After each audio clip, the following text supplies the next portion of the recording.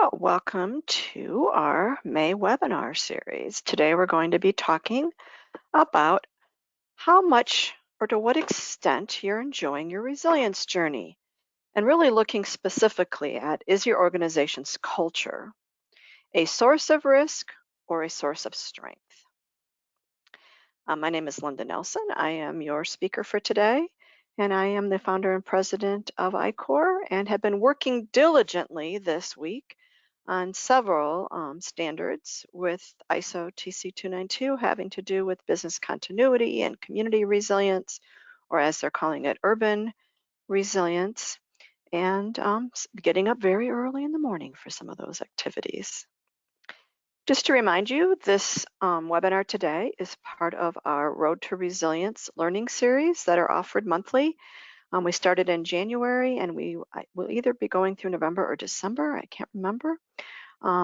You can earn your Road to Resilience learning badge by watching each of these, and you can just let us know if you're watching them on demand so we can give you the credit for that.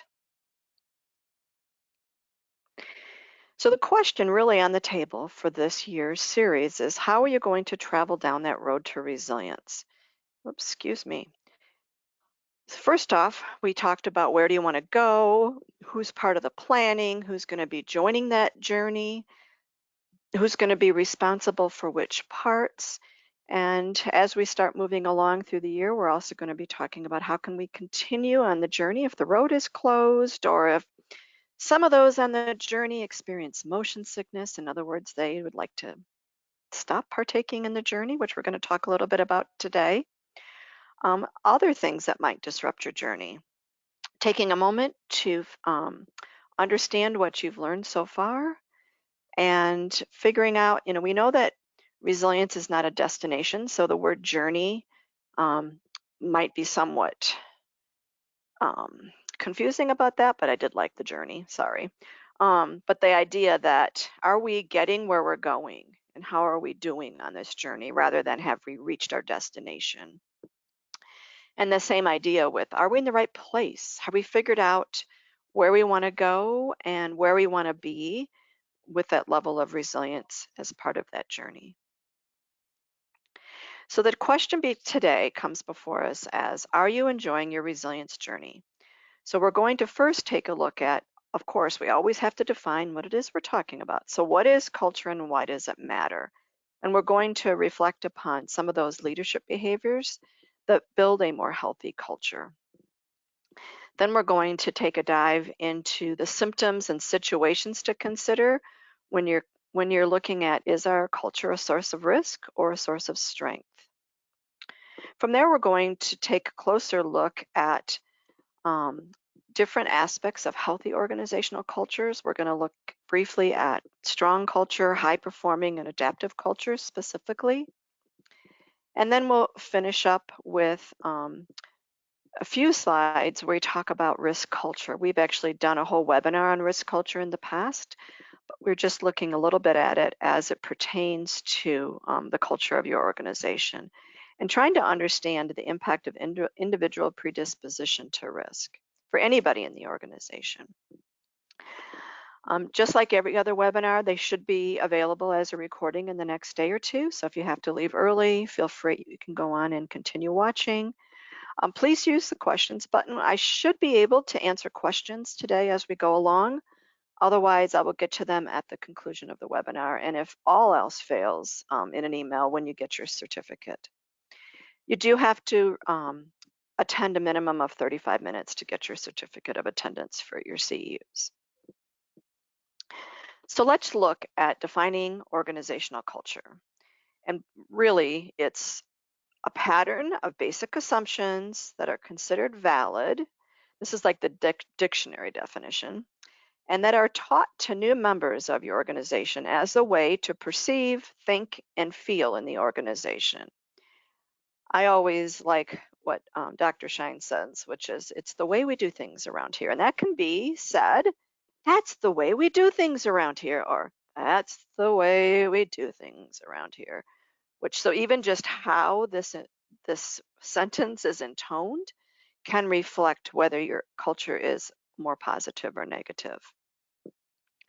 I also like this idea of looking at culture as being about the people making the place.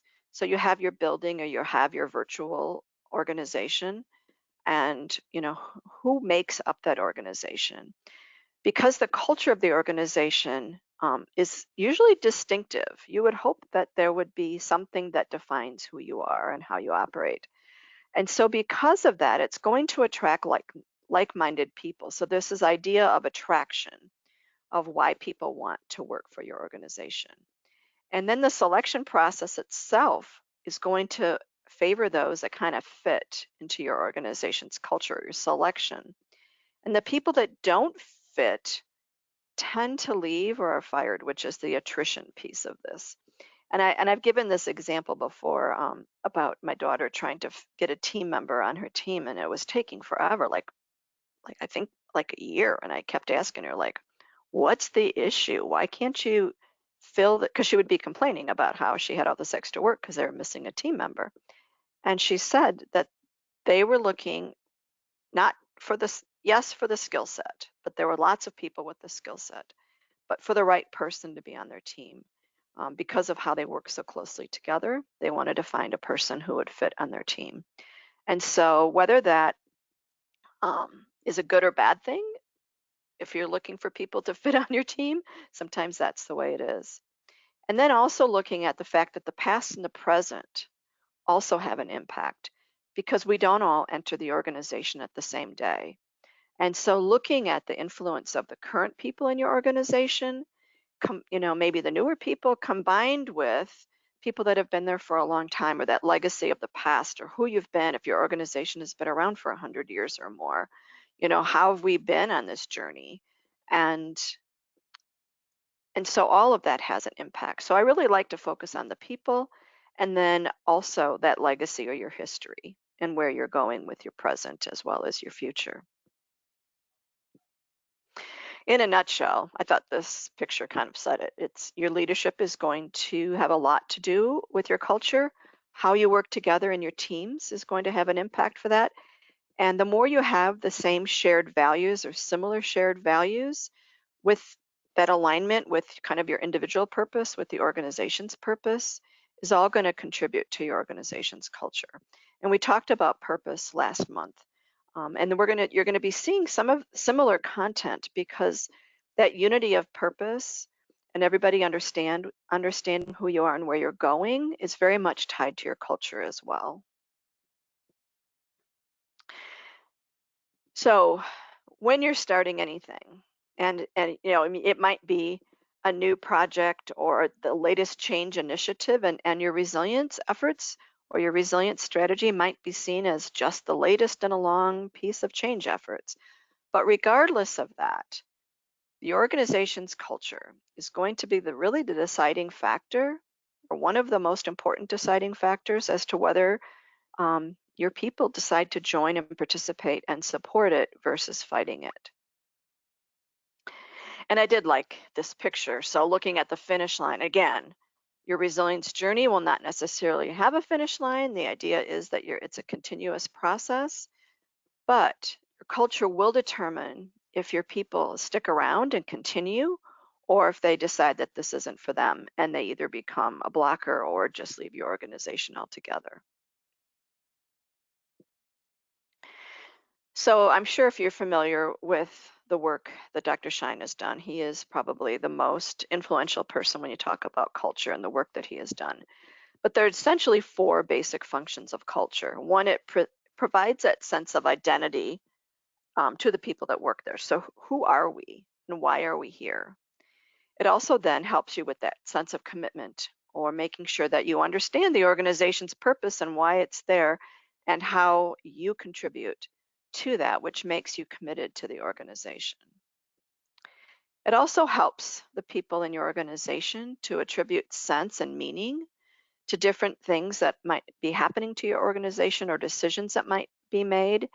And your culture should reinforce the values of the organization. And this is where, when there's a disconnect here, is where you see people really confused, because this is what you say you're going to be doing, And we're not seeing that. And so when there's a disconnect there, that can create a lot of issues. All of these things should be in alignment. And of course, it serves as a control mechanism for shaping behavior. I'm going to use a totally ridiculous example here, but one of my children has a dog that maybe isn't as well behaved as some of us would like.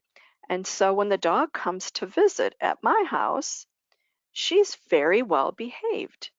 And my daughter continues to say, I don't understand why she doesn't do this and this and this at your house that she does at my house.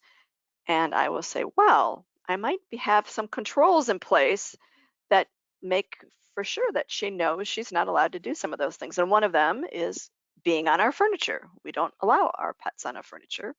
And all I have to do is look at her and she jumps off the couch. So, this is an idea that's not necessarily a negative thing, but when people understand that this is the way we do things around here, it does serve also as a control mechanism for doing things that the organization might not appreciate. And it really helps your people to identify themselves with the organization, and it can really provide a illustration of how your team can work together towards achieving those desired goals as well. So we know culture matters, but let's take another closer look at this. McKinsey did a study a couple of years ago about why it matters. And so when you're looking at, it's about what people do, and then you tie that in with how they do it. So, when you're looking at any particular industry, like the financial industry or manufacturing industry, or making, if you're in you're in a retail business, for example, what your people are doing across different organizations might not differ very much. But what we do see is that high performing organizations distinguish themselves in how they do that work. And it's the how they do that work that is the differentiating factor. So that cumulative effect of what you do and how you do it is what impacts your organization's performance. So a lot of times what we can say is that culture is part of what you do, how you do, and then why you do it. And you're doing it it- because you're committed to your organization and you're engaged in that work that you're doing. You believe in it. So as part of the study, what they did is they found out, they measured four things about why culture matters. And what they saw is that culture correlates with performance. So when they looked at organizational cultures that scored very well in the top 25%, what they saw was that there's a return to shareholders 60% higher than those that were in the middle, and 200% higher than those were in the bottom 25%. Those are some financial numbers that are worth digging into. Also understand that just like your resilience journey is going to look different from an organization to another, you can't just copy someone else's culture. Um, and this idea that a healthy culture is one that's able to adapt to changing conditions and to find new ways to succeed, because everyone knows why they're there and what they're supposed to be doing. And so now you can figure out different ways of how you can do that when you're seeing these times of constant change. And to tying that in is really healthy cultures is the enabler for being able to adapt. And what they have found is that organizations with high performing cultures thrive on change. And they've also tied that 70% of failed transformations are due to culture related issues. So when there's a change initiative going in place and they have these grand ideas about what it is that we can do because with that, and they fail, it's most often because of your culture that's stopping you. It's not the what, it's the how. And then we do also know that unhealthy cultures lead to underperformance or worse. And I'm sure each of us has worked for a company that we got away from as soon as we could, um, because of how awful it was to work there. And a lot of times it can really have a negative impact on the organization. You see a high rate of turnover. When I was young, I was working for a company in Minneapolis, Minnesota, and I was moving to Chicago, and they were able to move me to their office there. And I loved my job in Minneapolis. And within 3 or 4 days of being in the Chicago office, I was like, I can't work here. I need to get out of here. This is a terrible place to work. Again, it wasn't the what, it was the culture and really the how that was happening there. The other thing to really think about is a healthy culture values both diversity and transparency. And so when we're looking at this idea of appreciation of variety and not always being the same and an openness towards differences and really using that to accelerate those positive outcomes. This was a study that's done, and we'll have it in the references, but it's one of the few, maybe only studies that I've been able to find that looks at the correlation between having a diverse workforce and a diverse workplace, and even diversity within your products and services that and tying it to measurements for resilience. And so this idea of diversity, when you're looking at the people aspect of it, is that the people themselves feel valued, and that having diverse thought and being able to share their ideas is viewed as a competitive advantage, that it's actually something that is encouraged, not just tolerated. And to do that, you have to have a climate or a culture that emphasizes diversity as a central, enduring, and distinctive organizational attribute. It's associated with not only openness towards others, but also just looking at even things like how you report error or change in the organization.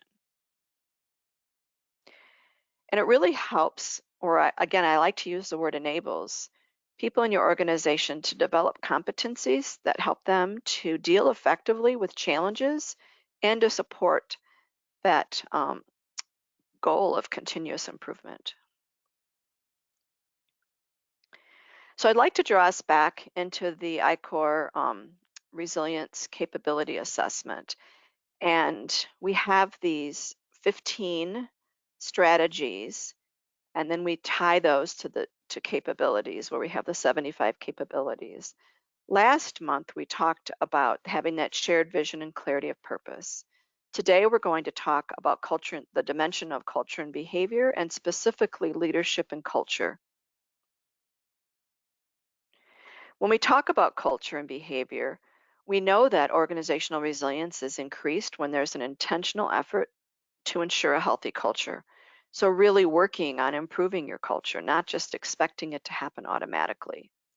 And kind of the definition of this is that healthy cultures support organizational resilience, demonstrating a commitment, an existence of those shared beliefs and values, those positive attitudes, and your behavior. And then it's really supported by shared how you share knowledge, and that goes to that openness and transparency, how you share information, and how you operate in a more agile manner. So looking at our strategy 2.1 on leadership and culture, we've talked about purpose. And so I want you to consider purposeful or purpose-driven leadership. And so the outcome of what we're looking for is that the organization seeks and develops its leaders so that they are both effective and respected. They don't just do a good job, but they're respected for how they do that work. And that those leaders promote trust and unity, and they act with integrity. All of this tied to that shared understanding of the organization's purpose. And the organization's leaders need to create that culture that provides a sense of identity to its people and promotes that sense of commitment, reinforces the values of the organization, and again, serves as that control mechanism for shaping behavior. A friend of mine was, when she talks about in one of her first jobs, where the culture really was bad, but she really liked the people that were in her immediate team, and the people associated that she worked with just outside of her team.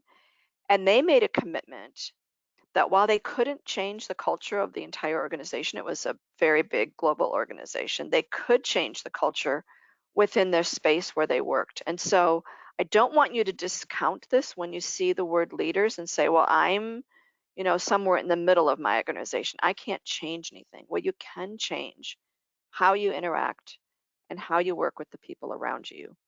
Whether you're a manager, whether you don't, even if you don't have any direct reports, the fact is you have the capability and the ability to manage how you interact with others. And so, make this something that you can focus on in your day-to-day life. She ended up staying there for probably, she was going to just stay for like 6 or 8 months and move on. And she ended up staying there for like 5 years because she felt like her team and the group of people that they were working with was making a difference within their location. They were a location-based organization, and that their location itself was doing a lot better than some other parts of the organization in other locations. And so they felt really proud of the work that they were doing. And she still talks about those early days in her career where she felt not only did she make a difference in where she was working, but she learned um, how to make a difference in a positive way versus just throwing in the towel and saying, these are crazy people, I can't work here. Given all that, it wasn't easy. I do remember going out quite often after work and just listening as she would express frustration. But you know what? People will leave. People can leave, or you can choose to try to make a difference. And each of us is different, and the companies are different, but it is something that is a challenge for us. One of the things that ICOR has done is identified leadership behaviors and behaviors of the organization itself that can help build resilience. And what we are going to talk about next are those behaviors that build and help you to have more healthy culture. So we talked about diversity a little bit, and you notice we're not talking about diversity, equity, inclusion. As I've mentioned before in other webinars, we've separated being inclusive from being diverse, and we'll talk more about that in a minute. But this idea that we're not talking about one program, we're talking about your entire organization and how it operates. And so we need to have an inclusive and collaborative culture. And an example of that would be that the employees are able to directly interact with their managers and create that strong link between employees and leaders. So if you're a manager, you need to make sure that you are directly interacting with your employees. And if you're an employee, you really need to ask for that direct interaction if you're not receiving it. We know that leaders need to encourage inclusive behaviors such as mentorship, impartial treatment to people, advocacy for the people that you're working with, team building, giving them encouragement when they're making decisions, giving them as much empowerment as you can for their position and supporting them with that, showing concern and mutual respect when it's needed, and that integration of diverse ideas. And when you do these things, you're now building that inclusive and collaborative environment, because I really like this idea that you have to be inclusive in order to be collaborative. Otherwise, you're just seeking out people who think like you.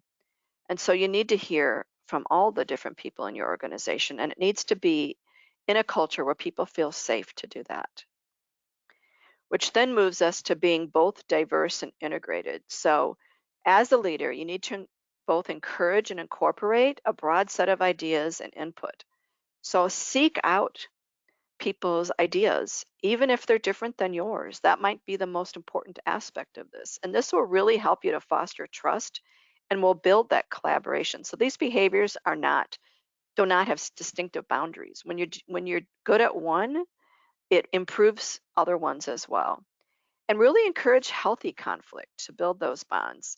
It's good to have dissenting opinions. And if you're having a meeting on a project or whatever, and people are just kind of rolling along, it's up to you to call out. I want you to hear what you think could go wrong, or why you think this might not be the best way to go, or whatever.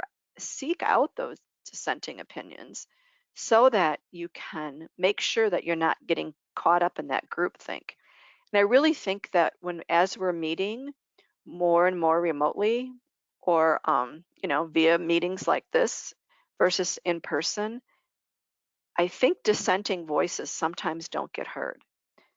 It's a lot easier to read people's body language when you're meeting in person than it is when you're in a meeting, and people might not even be sharing their screens. And I have to tell you, when I'm sharing my screen, I can't even do it when I'm doing a webinar because I'm so busy thinking about how I look, um, or wishing I need to change how I'm turning or doing whatever. I get so distracted by that that I'm not able to actually focus on what it is that I'm doing. And I understand that people want to have shared screens during meetings, and I do think it's really important. But I also think that um, sometimes we just need to meet in person, or if you're not able to do that, you need to make sure that how you're managing that virtual meeting um, is including everybody on that call. And a big deal for this fostering and building trust is treating employees fairly when allocating resources. And it's not just about how they get paid, it's resources that they need to do their job. And also when you're making decisions about things. We also need to be aware and reflective. And so more resilient organizations create safe spaces for reflection. That means you need some time to actually reflect. It needs to be built in to how you spend, how you manage a project, or how you manage just your time during the week. Um, as a leader, you need to encourage your people to have that open lines of communication and to give and receive feedback in the workplace itself. And you need to listen closely to that feedback and then do your best to implement necessary changes. But you need to have the time. You can't reflect if you don't have time, and you're not going to be aware if you don't listen to other people. So you need those open lines of communication to do that. And if you're trying to be resourceful and creative and innovative, which is a leadership behavior that's required for more resilient organizations, you need to be receptive to potential solutions, improvements, or ideas. And that's why asking people these questions, getting people to think beyond whatever it is that you're proposing, and to explore that in a way that they feel safe to do that, because you're not going to be able to be resourceful, creative, and innovative if you're not doing those other things. And that's why the culture becomes such an enabler for all of these things. We also know that Peter Drucker, one of my favorite quotes of his is that culture eats strategy for breakfast. Well, this actually looks like kind of a hamburger that you might have for lunch or dinner, but regardless, he says that no matter how great your business strategy, your plan is going to fail without a culture that encourages people to implement it. And so we talk about how resilience and building your organization's resilience is a strategy. It needs to be embedded in your other strategies that you have for your organization, but it will fail if you don't have the right culture to support it. So let's look next at, is your culture itself a source of risk? Does your culture allow it to react quickly to changing circumstances? And does it actually meet the needs and expectations of your people? So these are just some really broad descriptors um, that were done as part of a paper that was written. And so the question is, here's some examples of situations that could add to the risk that your culture could be a risk all on its own. And remember, cultures can change over time, and they do change over time. So it's something that you should be taking a look at.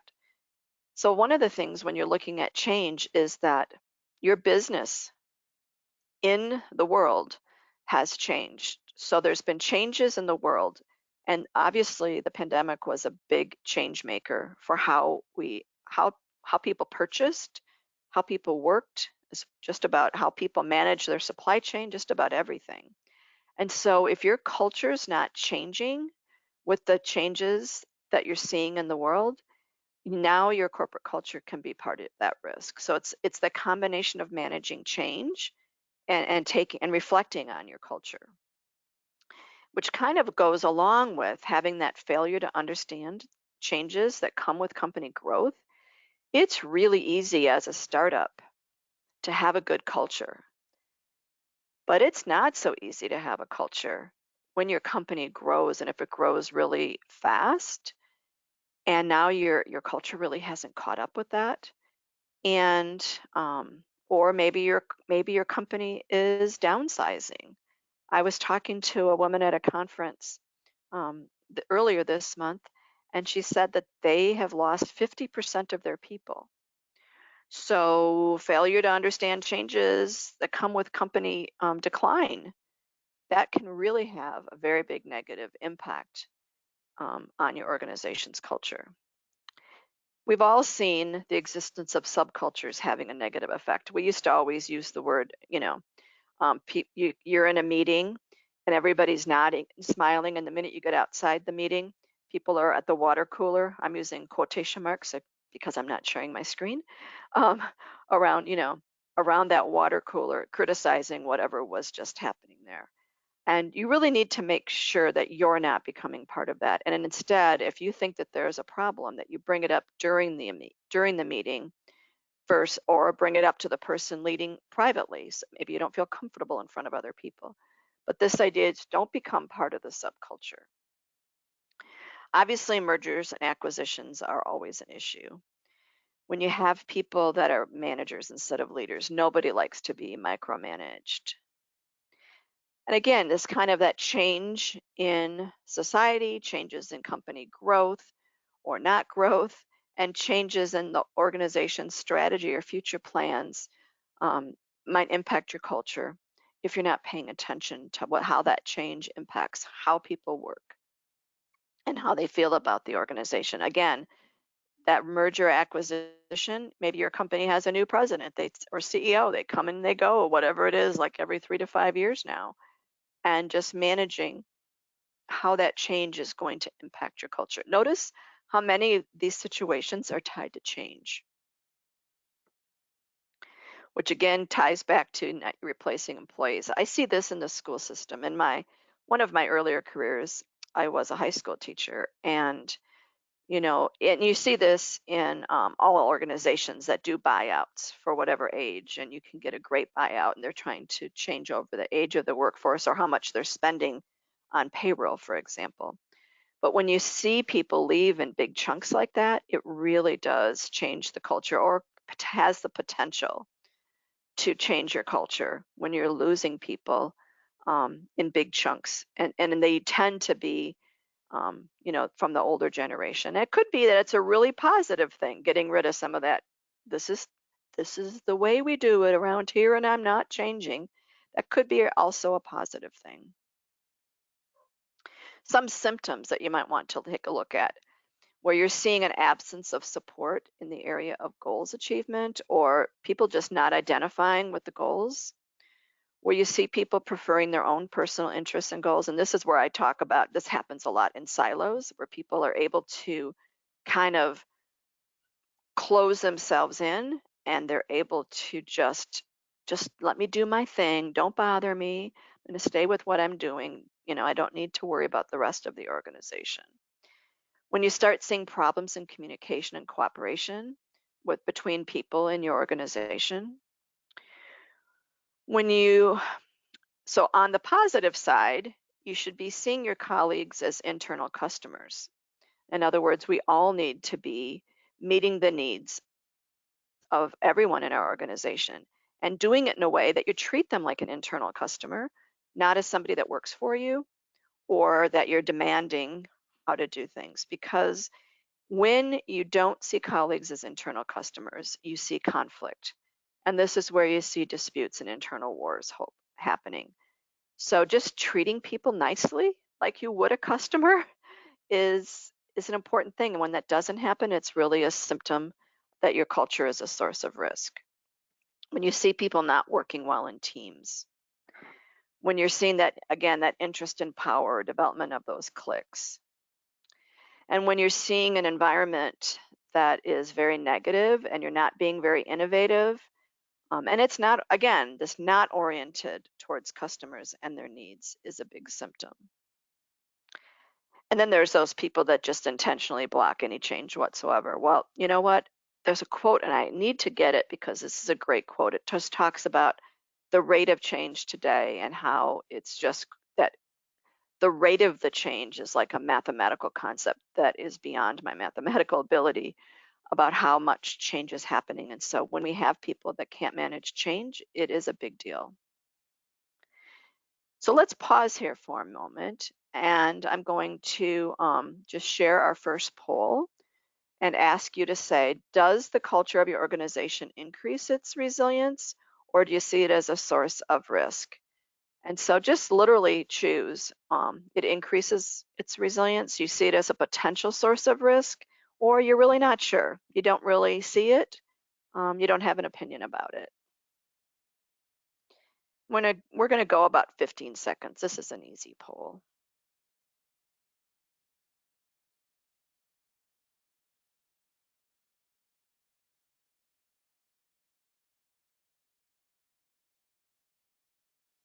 All right. So it looks like about 55% of you believe that your culture is good. And that's probably why you work there, that it's increasing. But the number, 27%, is a big number. And so that you see it as a potential source of risk. And I think I was expecting, um, because of the audience here, you're people that are interested in resilience, and you probably have some part of this within your job, some aspect of it, that you would have a higher score for increasing resilience versus a potential source. So that is sort of interesting to me. And I would be curious as to what people would say kind of generally across roles of in companies that don't, um, where your job is different than in the resilience space. So let's take a look next at some different organizational cultures. So this was some work done by talentcurve.com, and I think they're like a job placement company, and they look at, why do employees join companies? And this is number that's getting bigger and bigger, by the way, but 33% came because of the corporate culture. So the younger generations, those young ones, I'm not going to even give them a name anymore, but are very much attracted to the organization and who they are. Not not necessarily, obviously the what they do is tied to their skill sets, but who that organization is and how they operate has become a big draw. And now obviously there's places online where you can find out about that. So you don't have to actually get hired. Hiring verifies that, but just having the opportunity to check a company out before you even go interview is an interesting aspect. And then the following question is, why do employees stay? And they stay because of the corporate culture. Retention. When people leave companies, that is one of the biggest cost centers for organizations, is people leaving. And so just think of the money you can save if 88% of your people are happy in your company and they stay there because of your culture. And we know that this kind of culture leads to satisfied employees. So we talk about, are you happy on your resilience journey? Well, we want people to be happy because happy employees are 12% more productive than those that dislike their positions. And I actually think that number should be higher. And satisfied employees outperform their competitors as well by 20%. And so you're going to see a difference in performance, which is straight to the dollar. So looking at what creates a strong culture. Well, number one, it's a stable piece. And here it's interesting because a lot of times people think if you're resilient that it's going to be contradictory to stable. But this idea that you're consistent, that people can predict where you're going, and that helps your employees to care about the results. It really helps tie to that common purpose, and then it reinforces that stability itself. Having people who pay attention to details, from whether it's onboarding to how you write your reports. So this idea that your organization and the people that work there have a passion for details. So they're not just being stable, but they're also being efficient, and they've got that commitment to service. And again, looking at your people as internal customers. And so we found that employees pay attention to the fine print tend to be more productive. And you would all think that might be contradictory, where it's taking, They might be taking more time to pay attention to details, but they're providing a better product. And so that is important. You don't have to redo something because it's wrong. A strong culture also helps you be more innovative. And so because you're prioritizing innovation instead of that status quo, and you see innovation as a crucial pillar for both the growth and prosperity of your organization. And so this means your organization needs to allow experimentation as well as risk taking. So you can't try something new without taking a risk. And so you have to have that tied to being stable. Okay, we're stable here, but we're going to be more innovative over here as we start looking at managing change, as well as staying competitive. You're not going to stay in business unless you're competitive. And this correlation between competitiveness and company performance is of course, a very strong relationship. Also, this idea of hiring for a competent team is important, but having them work together as a team is also really important. I mean, I just remember, this was a long, long time ago when I was a teacher, and everything moved from individual work to teamwork. And I did even remember my kids in high school going, this person didn't do anything, and they're getting all the same grade I am, and I did everything. And I would just be asking, well, you need to learn how to work together as a team. If you're doing everything, that means someone else doesn't have the space to do something. And whether they're choosing not to do something or you're choosing to take everything over, the result is the same, that you're not working as a team. And so it's well beyond skills. It's how you work together and making sure that you've got those diverse skill sets and that you're collaborating together to move forward. Also, as part of that team orientation, having an outcome. Why are we here? What are we trying to accomplish? That everybody knows what our outcomes are, and then your team can prioritize how they get there. And it really helps getting ownership of that goal or project when you're working towards those outcomes, obviously. And then just supporting each other. Your team members need to have a setting where listening and providing support is a value. And so when people feel accepted, the likelihood of that employee engagement increases. And we really need people to feel engaged, or they don't participate and none of these other things happen. When we look at a high performance culture, the names of these in my mind are less important as what their attributes or characteristics look like. So we know that a culture that's working is more profitable. People are doing their job better. They're better equipped to do their job, and they have the right resources and motivation to do that. And that goes back to the management style of your leaders and how you distribute tasks and assign accountability. And this idea, again, that you're working with cooperation and collaboration and you're helping and supporting each other. Companies that have a healthy culture experience less employee turnover. So they're talking about things like employee well-being, communication, trust, support, the alignment of values. You're seeing these common attributes coming across in each of these. And this emphasis on development, we're going to talk a little bit more about this, but when you're focusing on employee development, people are less likely to leave the organization, which then drives that employee engagement and retention. And of course, we talked about high performing teams.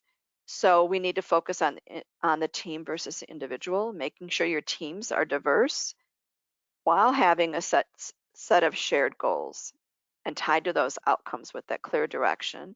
And you hear again, allowing for that healthy conflict.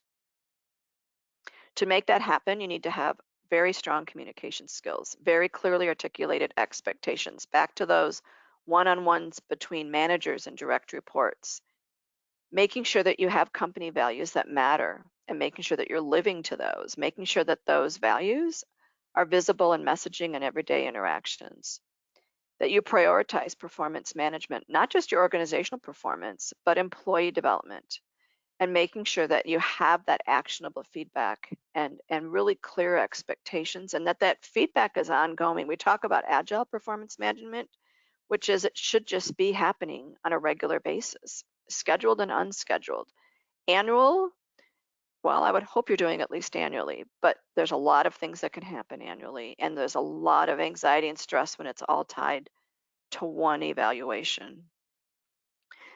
And then also having those goals. So I know that you hear people talking about at work where they have to set their meaningful goals, and how, and as part of that goal commitment, um, figuring out how you as a manager or a leader can help your employees reach those goals. When there's an alignment between your employees' career development goals with with the work that you're providing to those employees, that's where you get that engagement and high performance, which then really leads to idea generation. In other words, don't just do your job, but how can we do our job better? And how can I feel empowered to share my ideas and contribute those ideas and feel like I can share feedback from people who share their ideas with me? When we look at kind of the adaptive pieces, you've heard me say be customer centric. Think about even your employees and the people you work with as internal customers, but this idea that you need to understand and prioritize the needs of customers rather than just focusing on your products or your profit, that you're prioritizing the well-being of the ecosystem. So how does your organization impact the rest of the world? Making sure that your purpose is the glue that holds your organization together, making sure that you're building in collaboration and doing it not just within your teams, but outside of your teams and cross organizational collaboration. You need to avoid silos wherever possible. That you have a bias to taking action. If you cannot manage change if you're not willing to do something about it, and managing change in a timely manner, um, versus trying to make it perfect before you move on, kind of goes to that iterative approach to making decisions as well as managing projects. You need to have that learning mindset that you're willing to engage in experimentation and learning quickly, not just randomly. It's part of what you do. Making sure that your leader is an enabler, that you're empowering and energizing people while holding them accountable. And then looking at data. We live in a world of data, and we need to be able to utilize data to make decisions rather than just relying on whatever somebody tells you.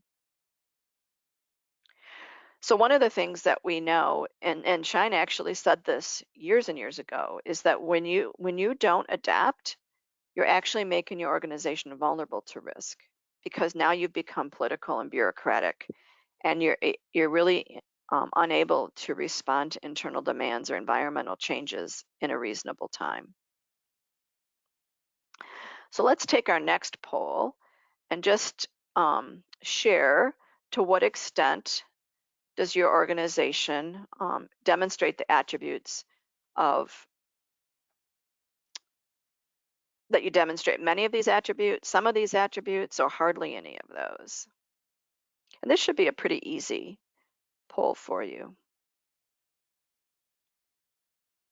I'll give you about 10 more seconds for the rest of you to vote.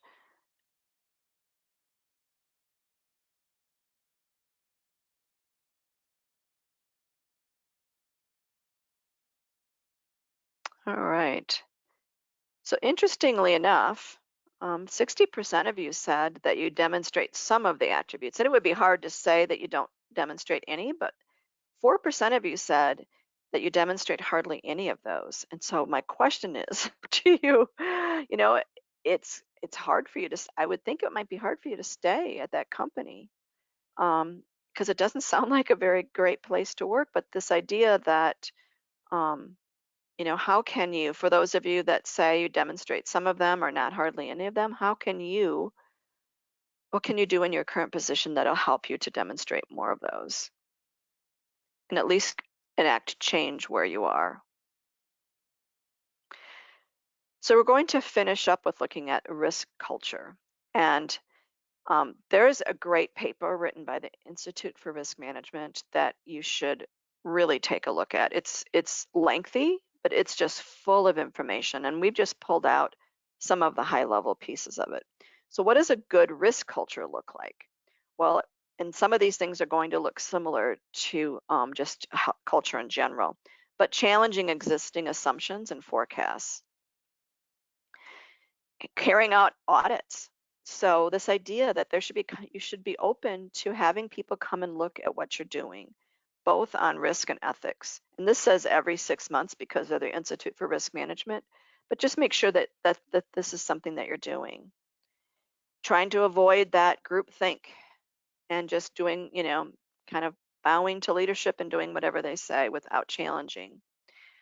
And this is something interesting is that they suggest that you appoint a senior non-executive director to monitor all suspicious feedback. So having somebody kind of outside of that circle where people might feel more trust um, to be able to look at feedback. Making sure that you're aware of cognitive bias. We really need to make sure that you're accepting information, that you're not just accepting information that confirms current thinking. Here they talk about putting together risk and ethics ambassadors with clear reporting lines to the board. Again, this is about trying to make sure that you're not doing risky things, and people are unaware of it. So making sure that people are looking for that and not just being like the risk police, but they're looking at them to be more of ambassadors. Continually refining all your risk management processes and encouraging risk taking, knowing that sometimes it will go wrong and may cost money. There was a question about sharing the link. Yes, it'll be in the references at the end so that you can go get this document. It's really, really interesting. But the piece that I really want you to think about is the impact of your people. So each of us has a personal disposition to risk. And I oftentimes would, if I had more time, I could tell you probably a dozen stories of my father's personal disposition to risk, which meant no risk was tolerated. And he tried to live in a place where he didn't have to be bothered with any risk. It wasn't necessarily very practical, but his view was I'm not taking any risk and nothing's going to bother me. And it's really tied to personal ethics and how you behave. And so it's going to contribute to your ethical stance and how you make decisions. And so every organization itself has an approach to risk, which is your own risk culture, which which ironically is they say is might be more or less helpful in managing risk, but risk culture is going to be part of your overall culture. So I'm going to briefly go through this because this is kind of a detailed piece and I'm looking at the clock. But what they've done is they've built a risk culture aspects model and they've looked at key indicators. So the tone at the top, looking at your leadership and how you deal with bad news, looking at governance on the bottom left, when looking at accountability and transparency. When we're looking at decisions, how you make informed risk decisions and how you reward those decisions. And then competency, what are your risk resources and your risk skills? So the blue colors have to do with the sociability of your risk culture. And then the pink talks about your greater impact on the solidarity piece of that or bringing people together. So let's explore the tone at the top. So risk leadership, you're expected to set clear and consistent expectations for how you manage risk, and that you need to role model risk management thinking and actively discuss your tolerance to risk issues, which could be your intolerance as well. And then looking at how do you deal with bad news? Do you actively seek out information about risk events? And, and do you reward people who are open and honest about those? And so we talked about people being willing to share and to challenge maybe the current way of thought. Those two things are trying to address some of that. When we look at accountability, that management's very clear about their accountability for managing business risks and that there should be role descriptions and targets that include risk accountabilities. So really looking at having all that defined. If it's not defined, there's no governance and you can't be held accountable. And then when talking about transparency, everybody needs to understand it. So you need to have timely communication of your risk information and see risk events as an opportunity to learn. When we talk about making informed decisions, that again, those leaders are seeking out information and the business is willing to take on risks, or where the business is willing to take on risk, is understood and communicated. So that's part of that communication and that tone from the top as well. And then making sure that your performance management is linked to that decision making and that leaders are supportive of those people actively seeking to understand and manage risks. And finally, when you're looking at competency, make sure that everybody knows what the role is and that the risk function, wherever it is, in all the different places it is in your organization, has the support of your leaders, and that you're able to challenge um, how your risks are being managed. So looking at the resources that you have to do that, and then looking at the skills that you've got some champions there's some kind of a structure for that, and that you've got training programs in place for people. I mean, the basic thing is, cybersecurity. What do you click on? What do you don't? That's probably the most basic as we can get to, where everybody needs to be trained over and over again so that you don't put your organization at risk.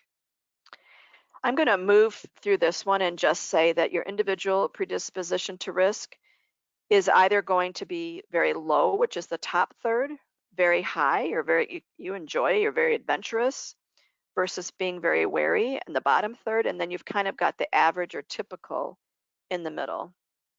And so when you're looking at this idea that you should be evaluating individual risk, or individual perceptions to risk, so that you can determine um, where your gaps are, or where you might have people that are too similar in one place. So here you've got a board or executive team that's a little more risky. They don't really have a lot of representation in the risk intolerance side of things.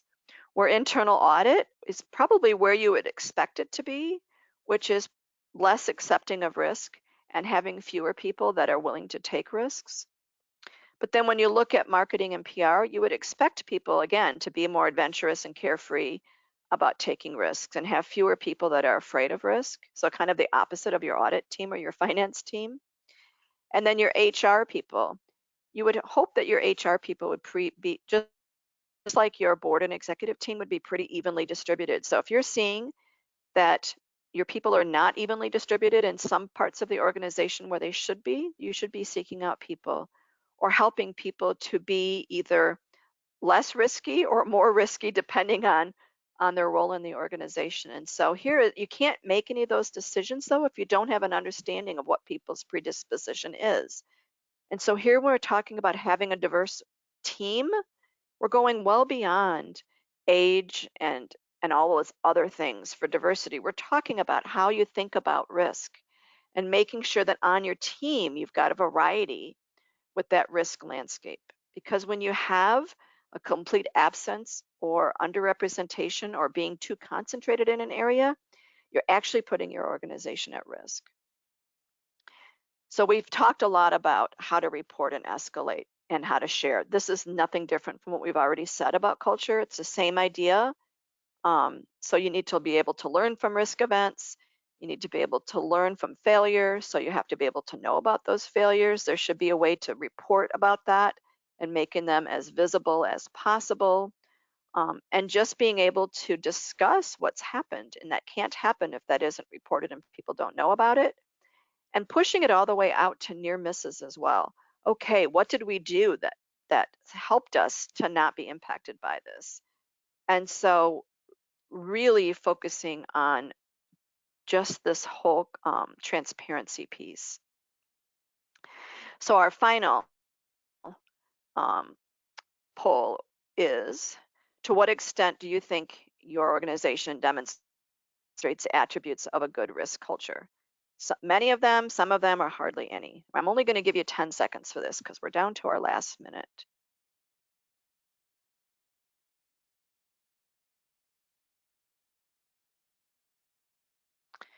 All right. So here it's kind of similar, only I think that we have a little bit higher score for this one um, on the demonstrates many of the attributes, but also a little bit higher score on not demonstrating hardly any. So that's kind of confusing to me, but that's interesting. And so I think even considering why you scored something. Hopefully, it'll get you thinking about that. We do have a small bit for questions. It doesn't looks like the person that asked the question actually said thank you versus a question. These are the resources, and we will share these resources with you in when you get your webinar certificate. It is at theirm.org. What we say about thought leadership and risk culture is where you can find that paper. Just as a reminder, you can become a leader in organizational resilience and take our education and our certification programs. And our next webinar is on June 26th, is how do you continue when the road is under construction? So we're going to be looking specifically at managing change. And thank you for attending today, and feel free to reach out if you'd like to learn more. Thank you, everyone.